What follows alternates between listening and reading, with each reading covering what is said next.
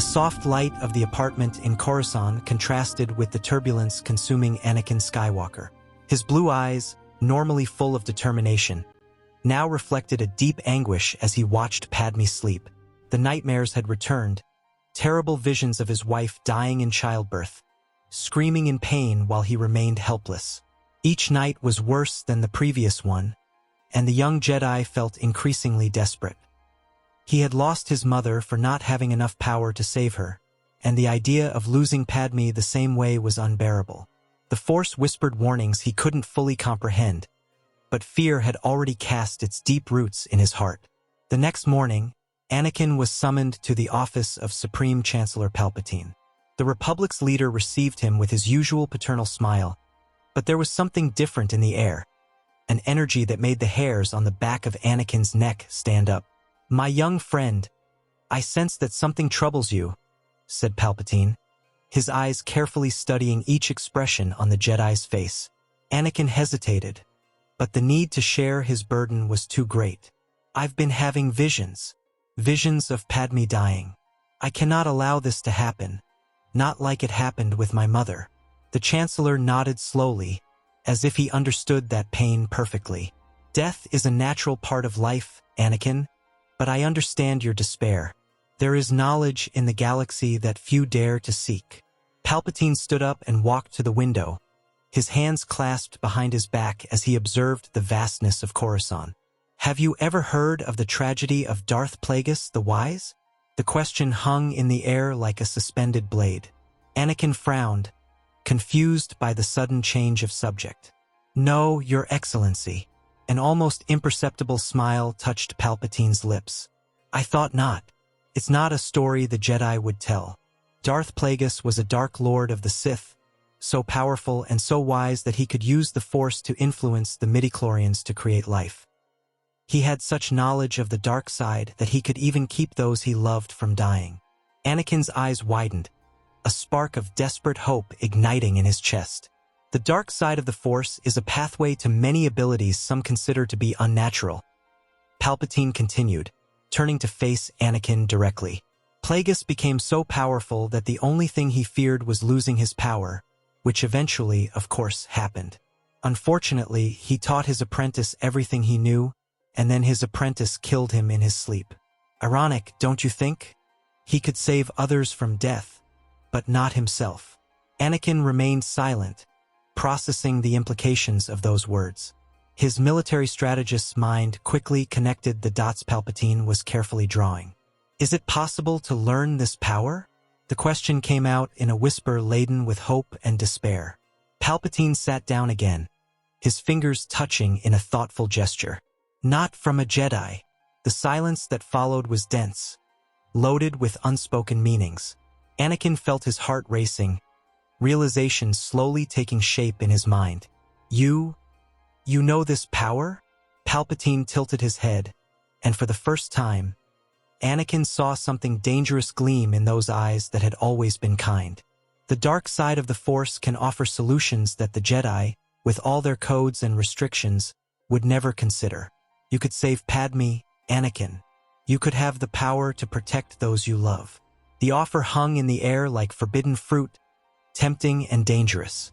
Anakin took a step back, the truth finally revealing itself in all its magnitude. "You're a Sith."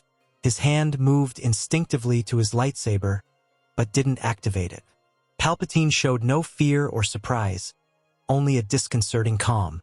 "Sith, Jedi, they're just labels, different perspectives on the Force," said Palpatine, his voice soft but firm. "I see through the lies of the Jedi, Anakin. I do not fear the dark side as they do. I have the power you seek, the knowledge that can save Padme."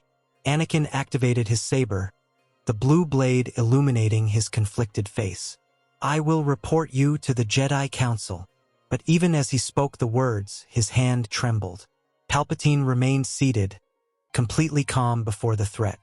"You can do that, and then Padme will die. The Jedi don't have the power to save her, you know this. But I do. Learn from me, Anakin. You are the chosen one, destined to bring balance to the Force. Such a destiny requires power beyond what the Jedi can offer. Become Vice Chancellor and my apprentice. become so powerful that nothing, not even death, can take those you love from you. The blade in his hands wavered, reflecting the inner war consuming his soul. The night in Coruscant seemed darker than usual when Anakin finally returned to the apartment. Padme was awake, waiting for him with a cup of tea in her hands, her brown eyes full of concern. "Anakin, are you all right? You seem troubled." He sat beside her, taking her hands delicately, as if they were made of fragile crystal. "Padme, I found a way to save you, a way to ensure that you and our baby will survive." Hope lit up her face, but there was caution too. "What do you mean? Anakin, what happened?" He told her everything, the words coming out in a torrent he couldn't contain, about Palpatine, about the dark side, about the promise of power enough to defeat death. Padme listened in growing silence, her expression changing from hope to concern. "He offered me the position of Vice Chancellor," said Anakin, carefully watching her reaction. "With that power, with the knowledge he can teach me, I can ensure you will live, that our family will be safe." Padme released his hands, standing up and walking to the balcony, where the city lights blinked like terrestrial stars.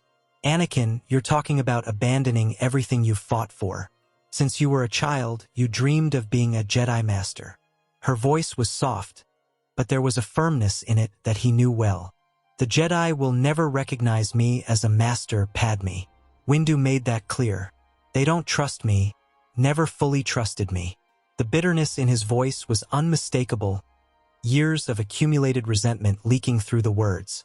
The next morning came too quickly for Anakin. He walked through the corridors of the Jedi Temple with measured steps, each one seeming heavier than the last. The council chamber was illuminated by morning light, and the masters were already assembled. Master Yoda sat in his chair, his ancient eyes observing Anakin with an intensity that seemed to see through all masks. "Young Skywalker, summon you we did not," said Yoda, his voice carrying a note of curiosity. "But present you are. Speak. What do you wish?" Anakin straightened his shoulders, preparing for the words that would change everything. "Masters, I come to inform you of my decision to leave the Jedi Order." The silence that followed was so dense it seemed to have physical substance. Mace Windu was the first to speak, his deep voice cutting through the shock. "Leave the Order? Anakin, are you aware of the gravity of what you're saying?" The other masters exchanged worried looks. Anakin maintained his firm posture, though inside he felt as if he were being torn in half. "The Supreme Chancellor has offered me the position of Vice Chancellor.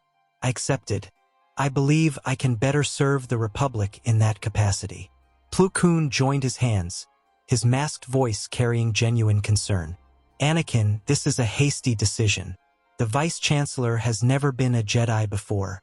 Why now?"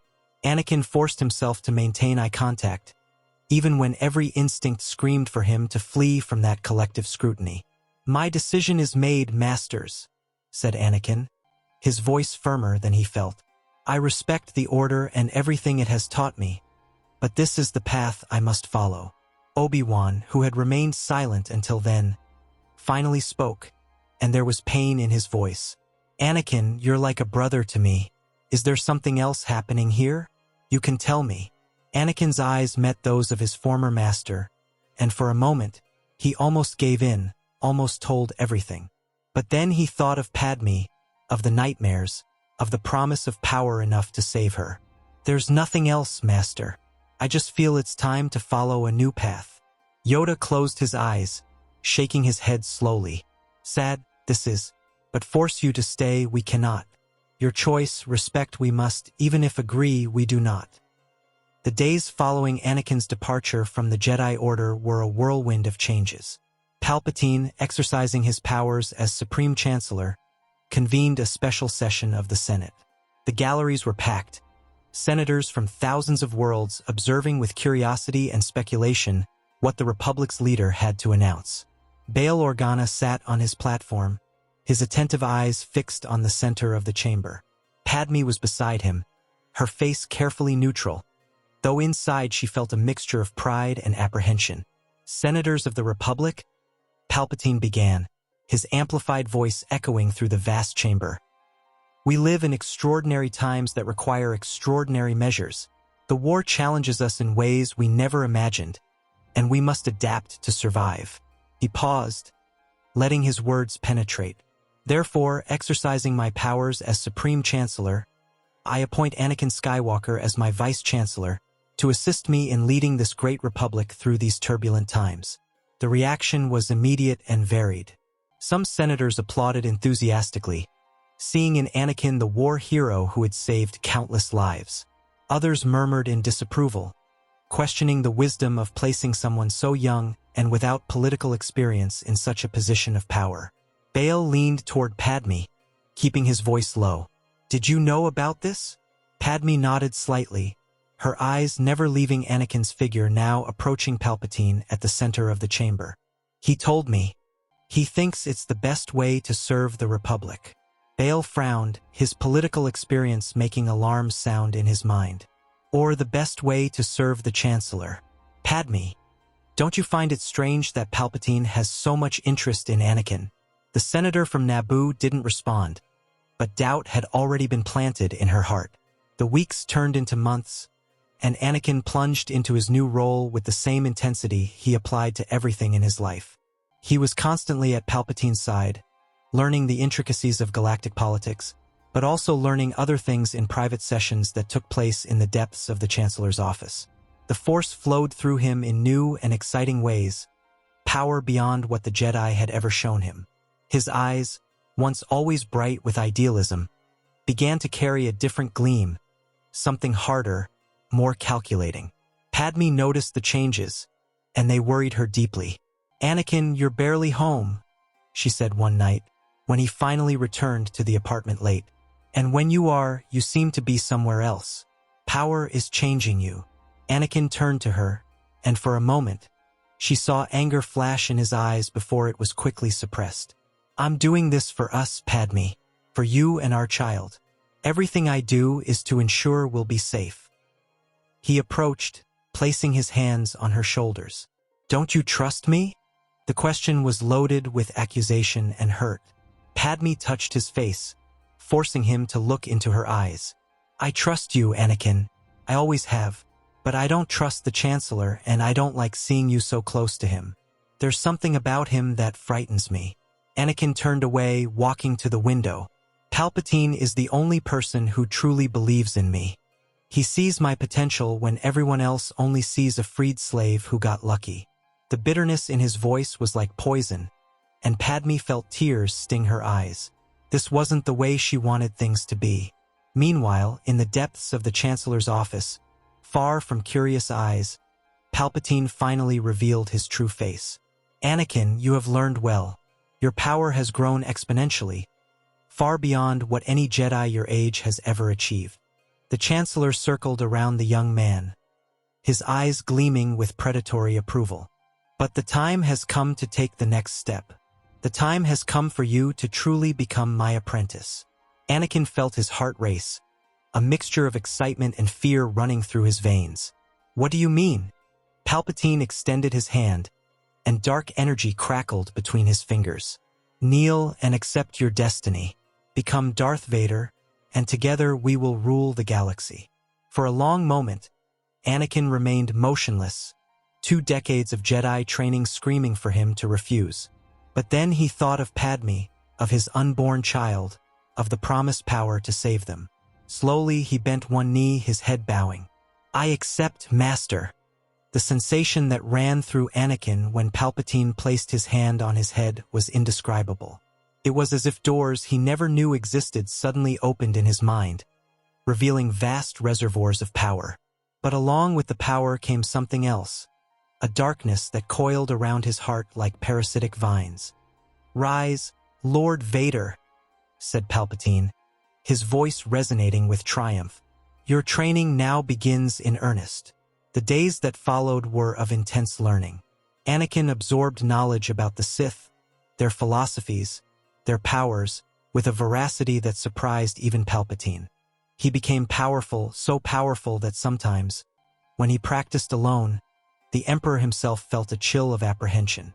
The apprentice was becoming too formidable, too quickly, and that, Palpatine knew, required precautions. The trap was woven with the meticulousness that only a Sith Lord with decades of experience could create.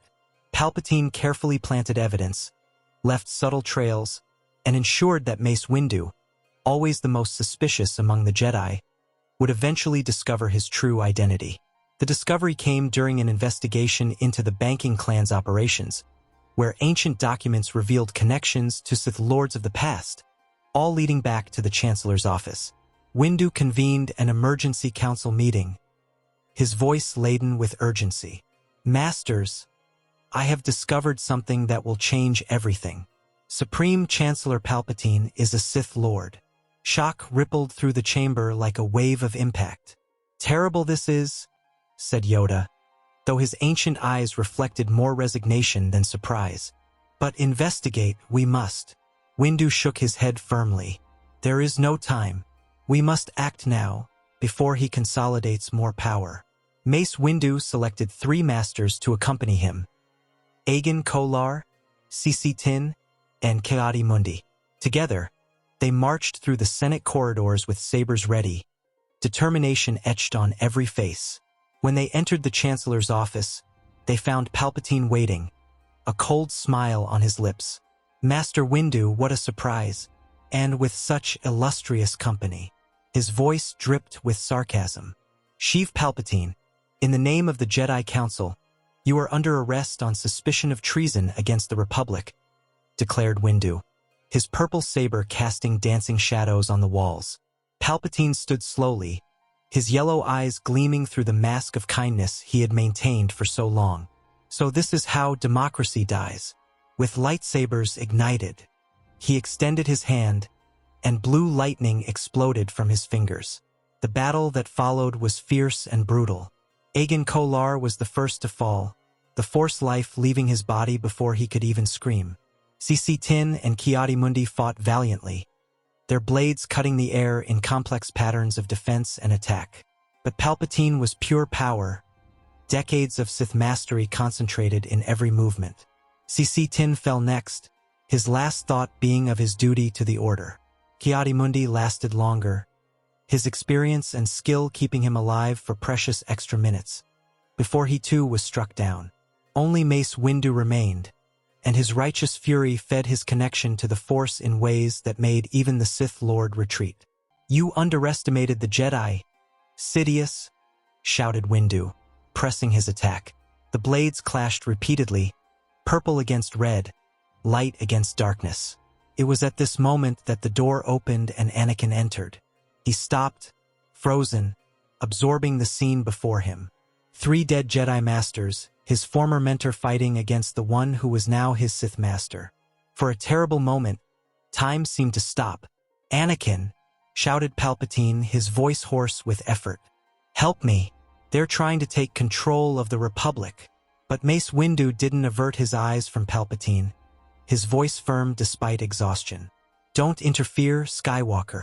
This is council business." Anakin remained motionless, torn in half. Every fiber of his Jedi training screamed for him to help Windu. But Palpatine's promises, the power he had tasted, the knowledge that could save Padme, all of it kept him paralyzed. He watched, helpless in his own indecision, as Windu pressed his attack. The battle reached its climax when Windu finally disarmed Palpatine, sending the red saber flying through the window. The Chancellor fell to his knees, seemingly defeated, his breathing heavy and labored. "Power! Unlimited power!" he shouted, and lightning exploded from his hands once more. But Windu deflected them, pressing through the storm of energy until he placed his blade against Palpatine's throat. "It's over, Chancellor. You've lost." But then Anakin moved, not to help Palpatine as the Sith expected, nor to stand still as Windu had ordered. He took a step forward, activating his blue saber. "Master Windu, lower your weapon." Anakin's voice was strange, laden with power that made the air vibrate. Windu turned, disbelief on his face. "Anakin, you don't know what you're doing. He's a Sith." Anakin advanced another step, his saber raised. "I know exactly what I'm doing." Step away from him. What followed was a display of power that none present would ever forget. Anakin Skywalker, now Darth Vader, faced Mace Windu in direct combat. Windu was one of the best duelists of the Order, master of Form 7, capable of channeling darkness without being consumed by it. But Anakin was the chosen one, and power flowed through him like a flooding river. Their blades clashed in a symphony of light and energy, each movement precise, lethal, desperate. Palpatine watched from the floor, smiling despite his condition, seeing his gamble bear fruit. The fight ranged throughout the office, destroying precious furniture, burning marks on the walls. And slowly, inexorably, Anakin began to gain ground. His style was aggressive, relentless, fueled by emotions no Jedi should use, but which made him incredibly powerful. With a final, devastating movement, Anakin disarmed Windu, sending the purple saber flying. He pressed the tip of his blade against the Jedi Master's chest, holding him immobilized. "Kill him," whispered Palpatine, dragging himself to his feet, his eyes gleaming with malicious anticipation. "Do it, and your transformation will be complete." Anakin looked at Windu, seeing the disappointment and sadness in the Master's eyes. His hand trembled, the blue blade wavering. For a long and terrible moment, the fate of the galaxy hung by a thread. Then Anakin deactivated his saber. "No," he said simply. Seeing Windu in that position, something inside the Chosen One changed. Palpatine froze, genuine shock crossing his features. "What did you say?" Anakin turned to face his Sith Master, and there was something new in his eyes, a clarity that hadn't existed before. "I said no. You taught me about power, about the Force in its totality. And I discovered I have more power than you ever imagined." Anakin walked to where Windu's saber had fallen, picking it up gently. He examined it for a moment, the purple blade reflecting in his eyes.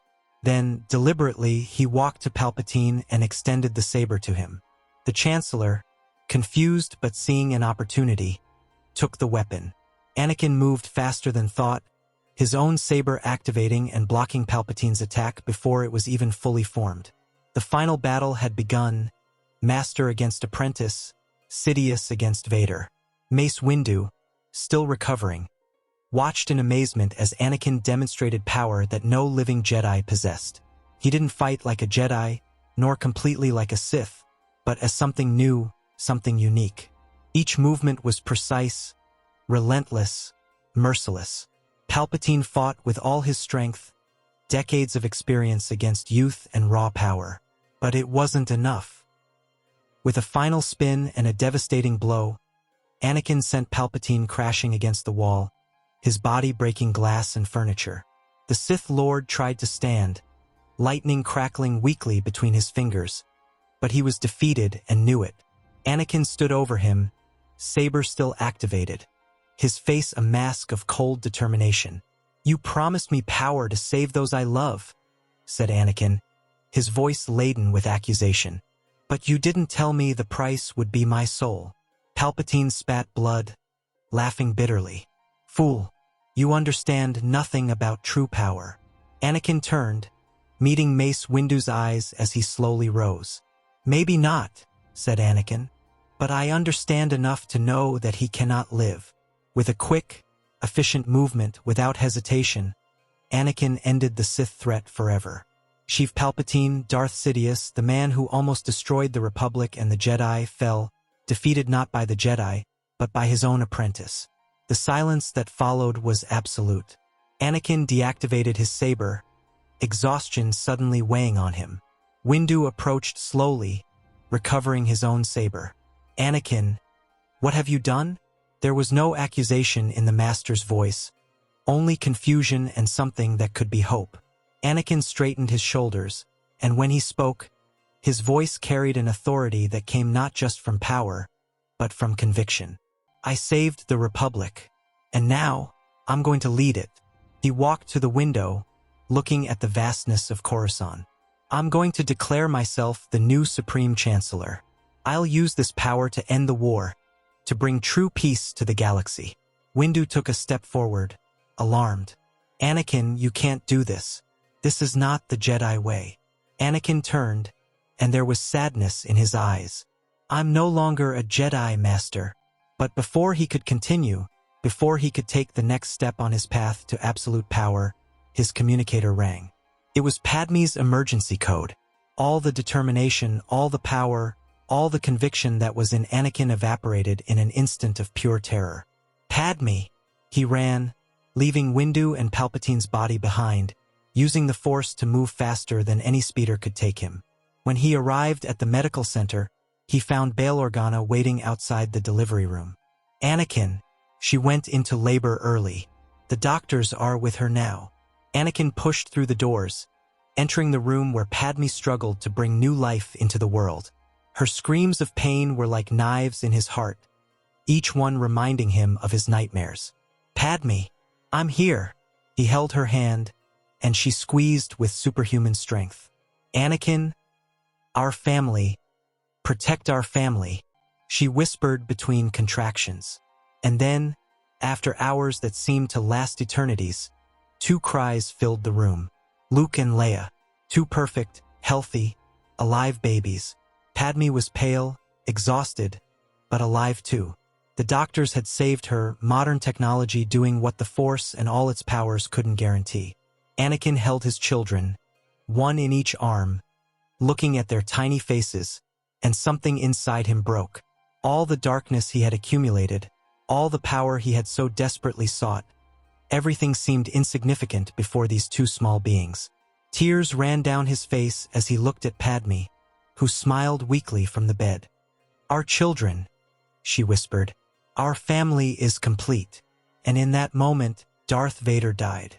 Not in battle, not by lightsaber or lightning, but simply ceased to exist, dissolving before the paternal love that flooded Anakin Skywalker. "I was a fool," he said, his voice breaking. "I almost lost everything that truly matters." Days later, Anakin presented himself before the Jedi Council again. But this time, Mace Windu was at his side, not as accuser, but as witness. "Masters," Anakin began, his voice firm but humble, "I come to request my readmission to the Jedi Order." Yoda studied him for a long moment, his ancient eyes seeing layers that others couldn't. "Much you have been through, young Skywalker. To the dark side you walked, but return you did. Rare this is." Obi-Wan smiled, tears gleaming in his eyes. "Anakin, you killed a Sith Lord, saved the Republic, and most importantly, saved yourself. The Order would be honored to have you back." The debate that followed was long and complex. Some masters argued that Anakin had gone too far, that the darkness in him was dangerous. Others pointed out that he had stepped back from the abyss by his own will, that he had chosen the light when it mattered, and that he hadn't killed a single Jedi, but had killed the greatest Sith in generations. In the end, it was Windu who delivered the verdict. Anakin Skywalker will be readmitted to the Order as a Jedi Knight. Not as a master yet, but as a knight. Anakin accepted without arguing, without the bitterness he would have once felt. "Thank you, Masters. I will work to prove I am worthy of the trust you place in me." And he kept his word. In the years that followed, Anakin Skywalker became a force for change within the Jedi Order. His presence, his power, his unique perspective as someone who had walked on both sides of the Force forced the Council to reconsider many of their ancient traditions. The Order began to adapt, to evolve, to become less dogmatic and more compassionate. Fatherhood changed Anakin profoundly. He was patient where before he was impulsive, understanding where before he was arrogant. He taught not just about the Force, but about balance, about love, about choices. When Master Yoda finally became one with the Force, it was Anakin Skywalker, now Master and member of the High Council, who was chosen as Grand Master of the Jedi Order. He accepted the mantle with humility, always conscious of how close he had come to destroying everything he now led. Under his guidance, the Order flourished, becoming a force of true justice and compassion in the galaxy. His children, Luke and Leia, grew up knowing that their father was the most powerful Jedi who ever lived, but more importantly, knowing that he was a man who had faced his deepest darkness and chosen the light. The story of Anakin Skywalker, from the slave of Tatooine to Grand Master of the Jedi, became legendary. But for those who truly knew him, the real story was simpler and deeper. It was the story of a man who almost lost everything in pursuit of power, only to discover that everything he really needed was in the love of his family and in the light that had always existed within himself, waiting to be chosen.